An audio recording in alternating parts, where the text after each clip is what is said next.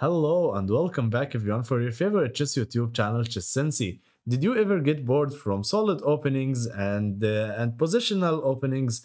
Now, for today's video, we are going to learn the Jobava London system, which is the solution for you if you want to get an interesting chess. So the Jobava London system comes after pawn to d4, pawn to d5 from black, and now in move 2 we play knight to c3. So here we are trying to build the center with pawn to e4 in the next move. So here black has a lots of options, which is knight to f6, bishop to f5. Also I am going to show you lots of traps in this such type of opening, so stick around to the end of the video to make sure that you get your opponent's rights. So here after bishop to f5, here we want to play the move pawn to f3 and start a quick attack. Here we are trying to build the center again with pawn to e4.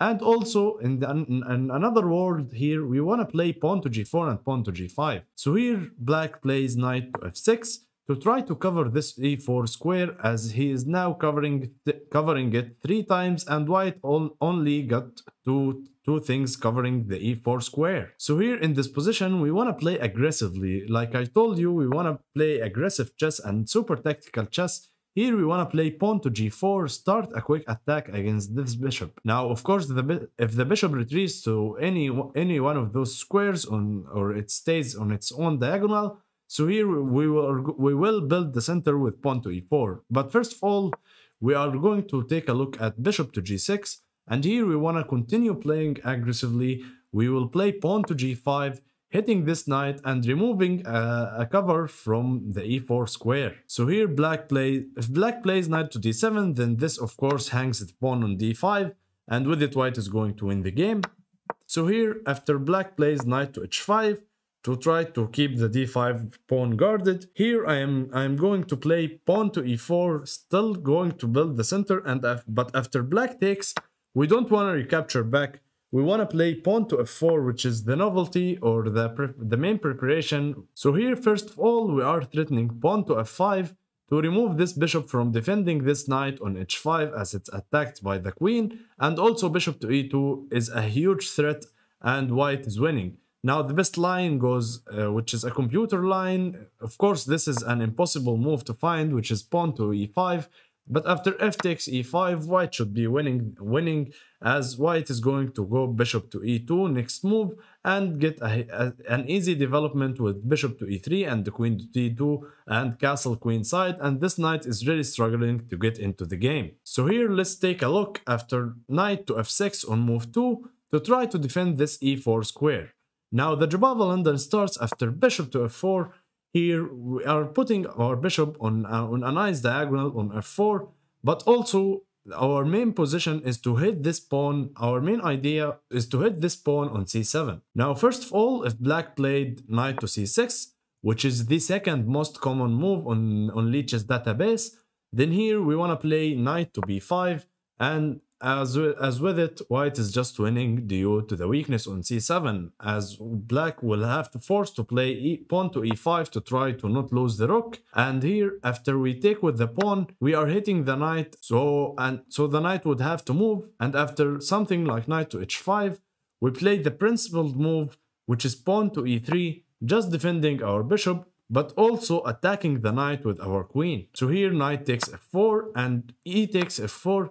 Now, if black plays normal developing move like bishop to c5, now this is actually a blunder because queen takes d5 is a nice queen sacrifice, but after black takes it on d5, we will take on c7, and after king to d8, we are going to take the queen on d5 and continue with pawn to g3, bishop to g2, and maybe get on your knight to f3 and build it with c3 to go to d4 and castle queen side, and with it then probably white is fine.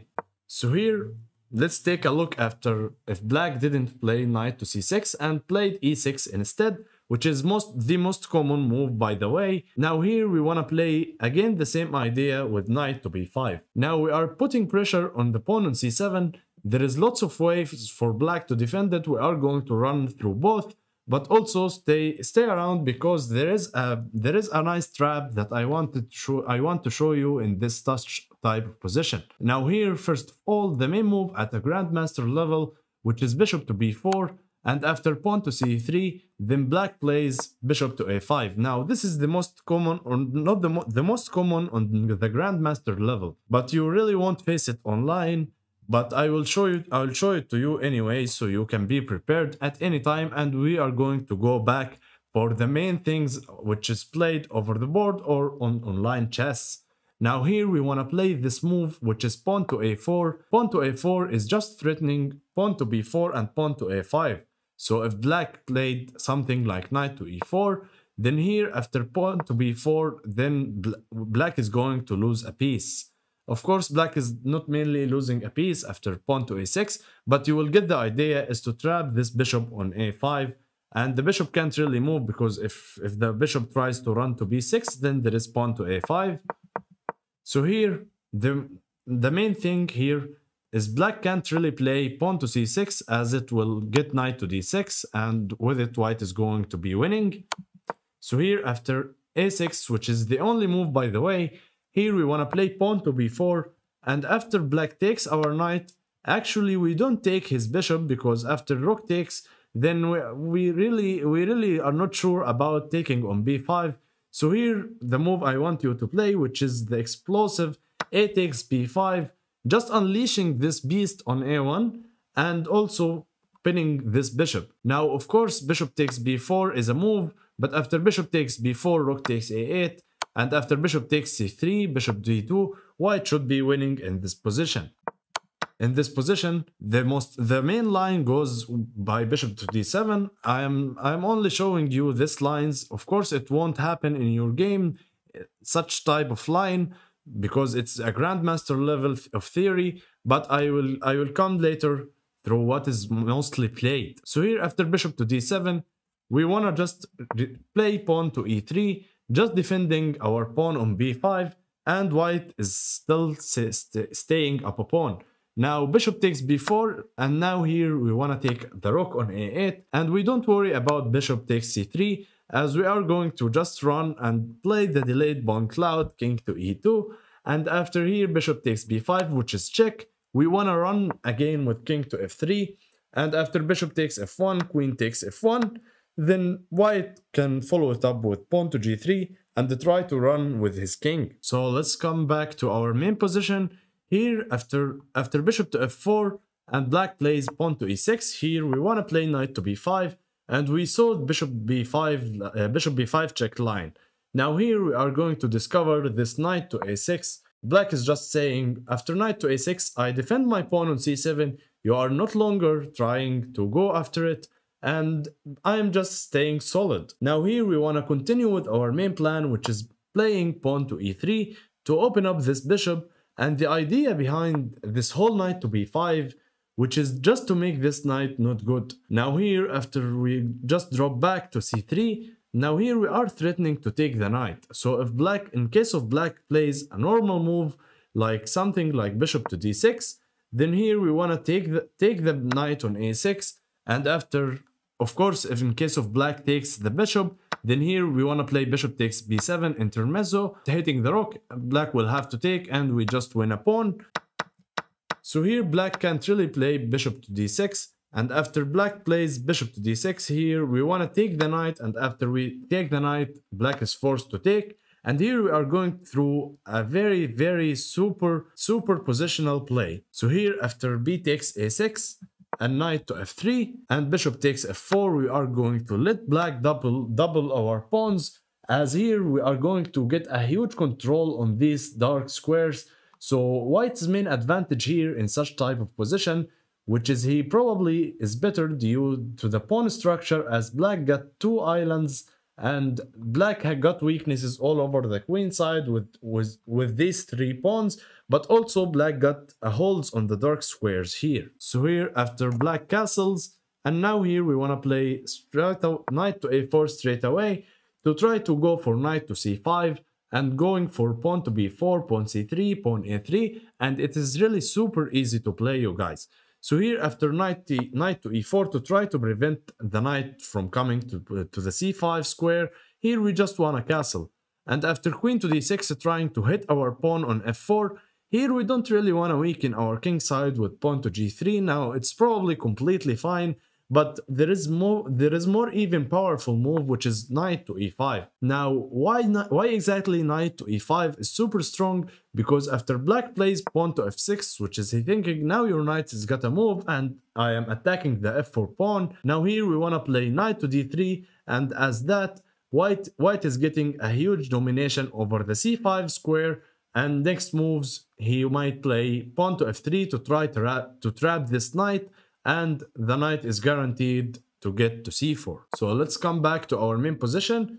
Now, of course, I showed you how the knight is going to be bad on a6, but here, let's say black didn't allow this trade to happen. So here, black plays knight to c7, and after knight to c7, we will continue normally with knight to f3 to try to build up a huge control over the e5 square. So imagine in a nice world, we can put a knight on e5, we can put our bishop on d3, and maybe go for some king side attack. So here, after bishop to d6, remember, in a normal London system, the London system players plays bishop to g3, but I don't recommend this move. I will recommend you playing knight to e5, as it's more aggressive and more ambitious rather than bishop to g3. So here black continues with castles, and after castles we will continue development with bishop to d3, just trying to put our bishop in a nice diagonal. Now here there is a common mistake, I see it happens a lot, which is knight to d7.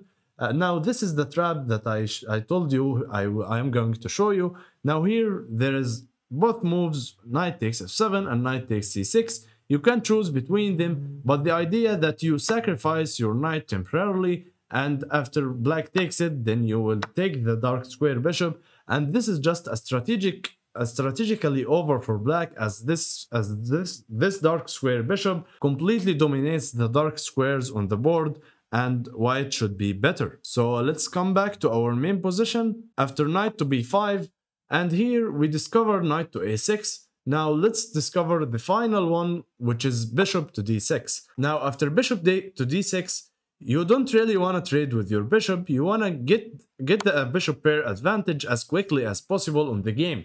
So here knight takes d6 and c takes d6 is going to be played.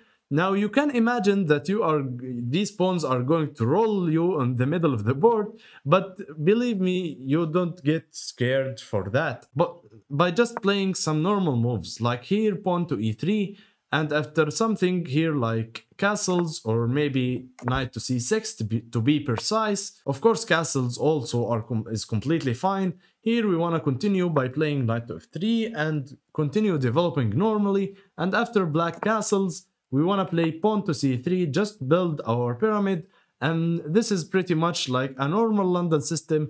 But here after black plays rook to e8 to try to go for e5.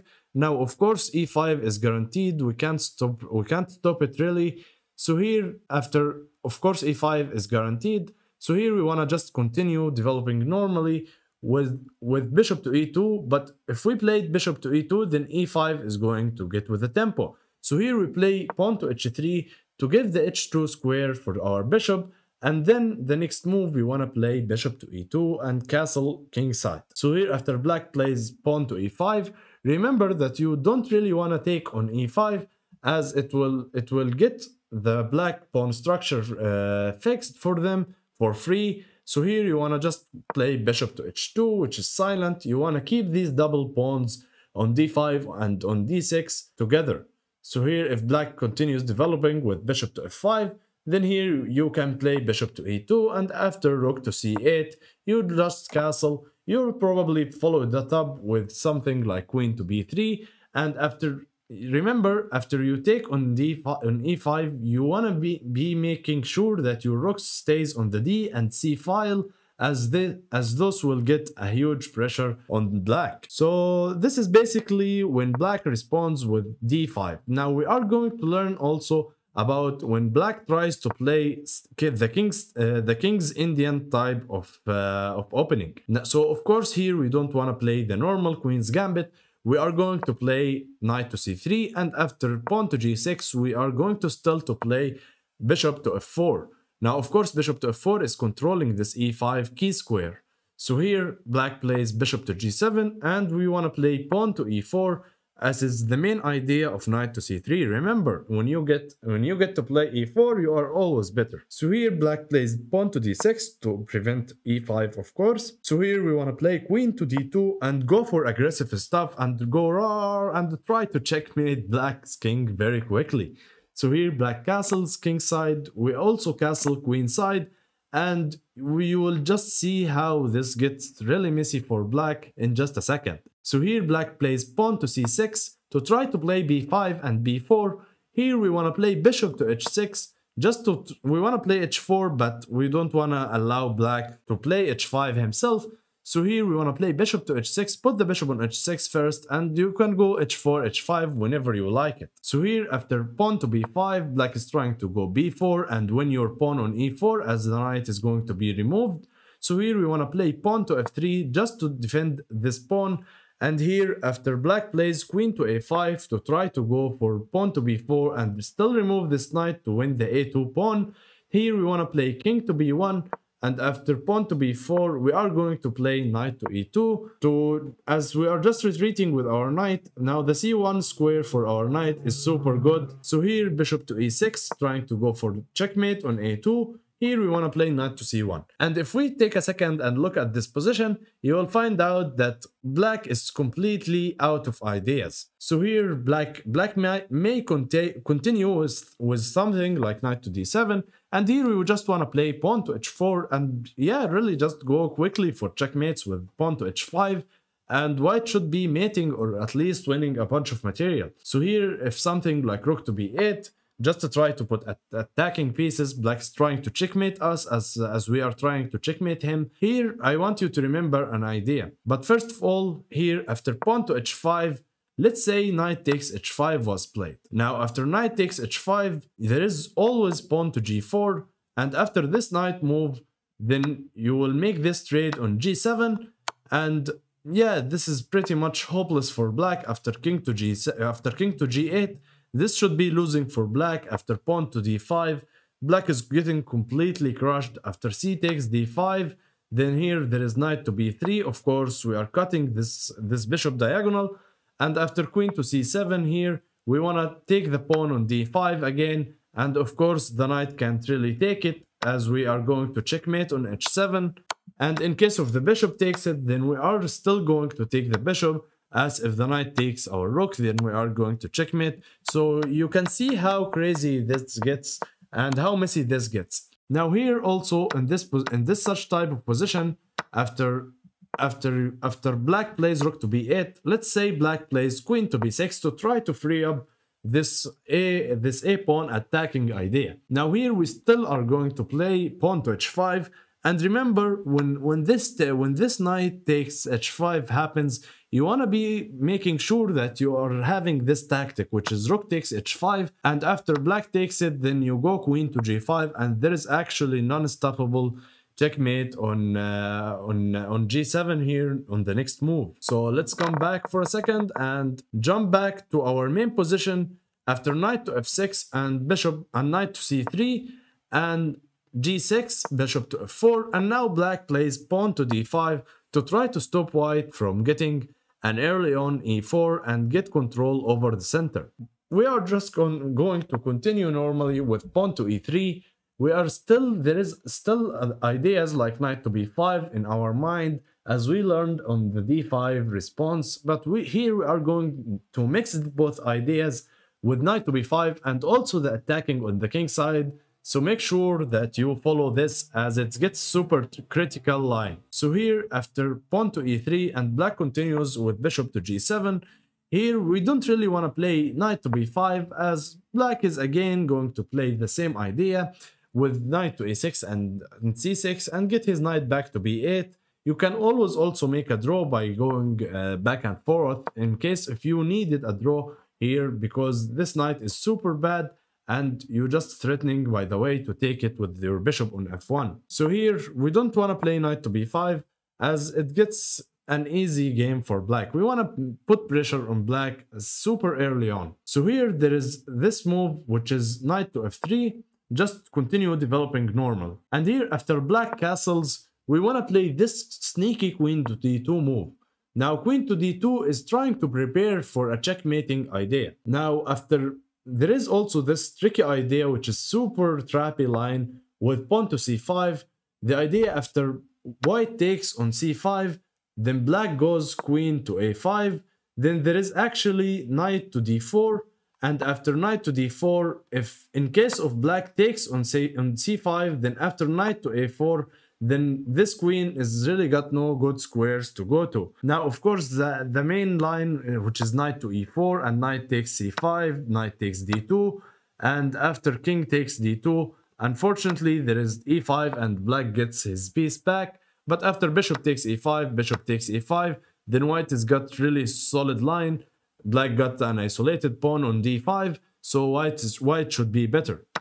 So let's come back to our main position. So here also I want you to make sure that in case of if black is uncastled and try to go for c5, then now knight to b5 is actually strong, as this knight is going to be unremovable from b5. And you might tell me why. Of course, if black castles, then you will play knight to c7. So here black is forced to play this move, which is knight to a6, and puts his knight on the rim. And as we all know the saying, which is knight on the rim is dim, but the knight has to guard the c7 square. Now here you want to play pawn to c3 and regain back your London system type of structure with these three pyramids of Giza here, like Hikaru is saying. So here, after black castles, we want to play pawn to a4 to ensure that our knight here on b5 is defended. And you can take a look at the position that this rook really can't move because the knight hits the pawn on a7, and also this knight can't go back to c7 as it is controlled by the bishop and the knight. Now perhaps you may play h3 before you go a4, as you want to keep this bishop safe to drop to h2 after something like knight to h5. So let's say here, instead of a4, we want to play pawn to h3, as if black tried to play knight to h5, we just drop back on h2. Now both lines are playable. Now if you also like the middle game concepts and like beating your opponents on the middle game, make sure to check our latest video on the middle game ideas that every chess player must know. And goodbye.